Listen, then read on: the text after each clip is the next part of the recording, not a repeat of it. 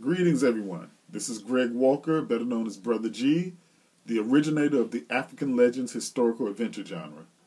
First, I'm making this video to give more insight into this 2012 event. So please stop panicking, stop watching that movie where the world ends. The 2012 solstice is not the end of the world. It is the end of a certain type of world, a world where evil reigns supreme. Second of all, I want everybody to know that the knowledge of the 2012 earth changes is known to African wisdom cultures to this very day. With all the hoopla about the Mayans and the Hindus, I'm sure a lot of people are wondering about where today's Africans are with this knowledge. So I will give an example from the Dogon people of Mali in West Africa shortly. Now, I want to let everybody know that I do not consider myself a man of great wisdom like the people that I'll be quoting. Brother G is not a guru. What I am is a reporter, a griot, a transmitter of information that I deem critical info that most people never notice. I write historical adventure books to get this wisdom across, such as my series Nimrod The Hunter and my original series Shades of Memnon. Then sometimes I just transmit information like I'm doing now. For instance, what year is it? You say it's 2012? Well, really, it's the year 1789 in the age of Pisces, which started in the year 221 AD of the Christian calendar. I did not find that out due to some divine revelation. Like I said, I've never pretended to be a guru. I simply cross-reference history and place that information into the context of this lecture, because it is critical for us to know what time it is. Astronomy, used properly, is about keeping time. Timekeeping, not stargazing. I'm talking about real time, which is intervals tracked by the stars. Astrology is knowing how to use this knowledge. Why is it important to know about the stars? To know about what time it is?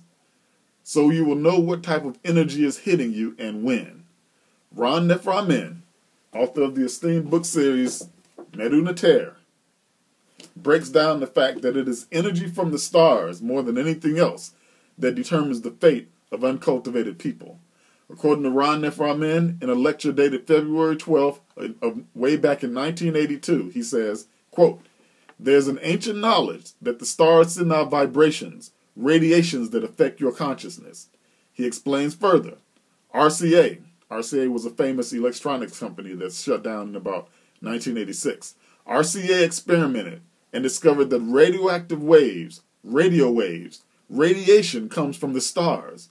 And what do radio waves carry? Messages. That is why they use these words. It carries an intelligence code in it.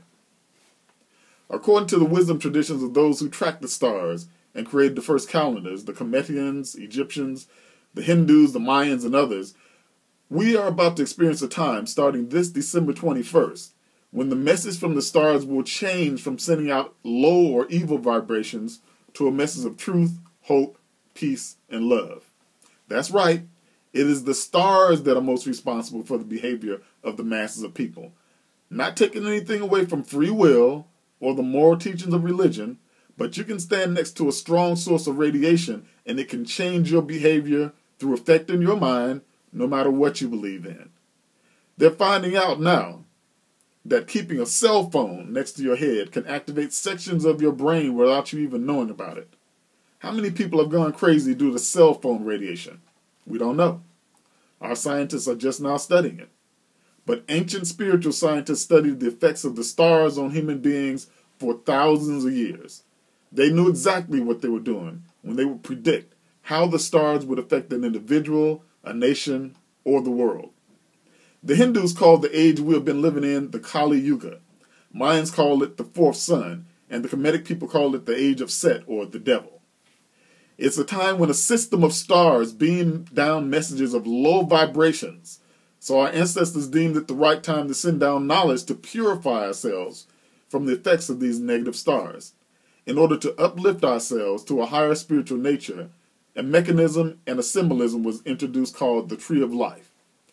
Now, shown as a physical tree in the symbolism of many cultures, it was, and it is, much more than that. The Tree of Life is mentioned in Genesis 3:22 of the Old Testament as having properties that give man the ability to be immortal. The tree of life is also mentioned in the book of Revelations, Revelations 22:2, as having leaves that are for the healing of nations. The healing of nations. This is all symbolism for the knowledge that the people of ancient Egypt perfected, which is how to move yourself spiritually, consuming higher and higher up the branches of wisdom in a system designed to develop a human being into a divine being who will be, as mentioned in Genesis, immortal. According to Ron Nefamin, who teaches this tree of life system, and the Mayans, who describe this 9-step system as the Lord of the 9 Lords of the Night, this knowledge is the shining light and the greatest information released during this dark 5,000-year age. But we haven't been able to widely take advantage of this knowledge because the evil powers up until now had the ability to suppress it and kill anyone who taught it. But we're in a time now where information cannot be stopped. Renewal is now taking place, according to our current master timekeepers, the Dogon of Western Mali, West Africa. They refer to this time of transition as the Taba Tola. Take note of that. The Taba Tola. Tabatolo. The Taba Tola. You should read a book called about the Dogons called The Pale Fox, or another book called The Conversations with Olga Tameli for more information about this. Meanwhile, here's an excerpt from the Dogon about this time of transition that we're going through now. Nyama, God, set the stage for the day of total purification and renewal for planet Earth. This day is called Izumbe Mene, meaning Earth of the Day of the Fish, which occurs when the fish is sacrificed at the termination of the Piscean Age. We're near the end of the Piscean Age now, the age of Pisces. One day during the process of these ages, Tabatola, the reuniting of the 2 placentas, will occur. The Dogon depict Tabatolo as the day a purifying stream of Nyama, God's energy, will pour down on the sun and the earth, which are the 2 placentas out of which life is born. We need the earth to live on, and we need the sun to give us energy to live. That's the 2 placentas. This stream will wash away the corrupt order of Ogo, the devil, and immortalize the sons and the daughters of Nomo. These next quotes are simply to let you know that the ancient timekeepers knew exactly what was going to happen by reading and interpreting the stars. These next quotes are from the Hindu text called the Vishnu Purana, thought to be written around 800 to 300 BC, but relaying wisdom thousands of years older.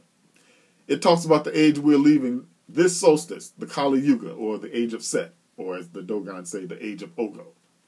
Quote, the minds of men will be wholly occupied in acquiring wealth, and wealth will be spent solely on selfish gratifications. Women will follow their inclinations and be ever fond of pleasure. Men will fix their desires upon riches, even though dishonestly acquired.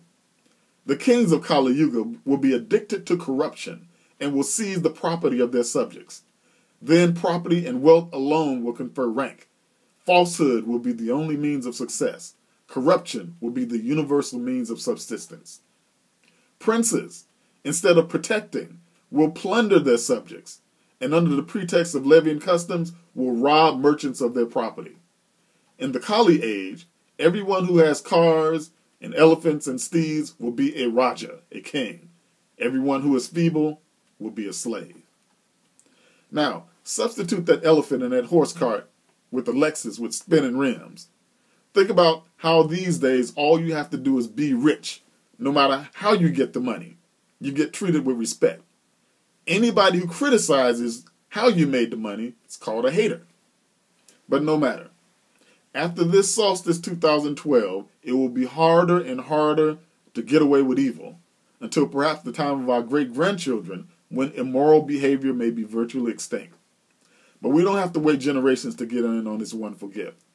According to an esteemed Mayan priest named Acta, remember his name, Acta, A-C, capital T-A-H. Look him up on YouTube, Acta. According to the esteemed Mayan priest Acta, starting around 11 o'clock a.m. on this December 21st, 2012, or if you prefer, December 21st, 1789 of the age of Pisces, a huge download of positive energy from the new age of peace and truth will be delivered to the earth via a new series of stars shining down upon us. From that time on through December 24th, We should all be meditating and focusing on good thoughts to absorb this energy. This new age, called the Taba Tolo by our Dogon cousins in Mali, called the Satya Yuga by the Hindus, and called the fifth sun by the Mayans, is a chance for those who mean well to finally be really effective. Please get together with others of like mind to organize and make this world better utilizing this energy. And I would like to ask you to join me in calling this new age what our cousins, the Dogons, call it, the Taba Tolo, the reuniting of the two placentas, the sun and the earth, giving birth to a new, hopeful age. I don't know about you, but I'm breathing a sigh of relief. After more than 5,000 years, the deck is finally stacked in the favor of those who are good, by the great celestial card dealer, our Creator. We should all give thanks to God for this, and thanks also to the great teachers like Ron F. Amen, the Mayan priest Akta, and the great Dogon priests also. This has been Brother G, author of the Nimrod the Hunter book series. I will see you in the Taba Tolo. Hit up.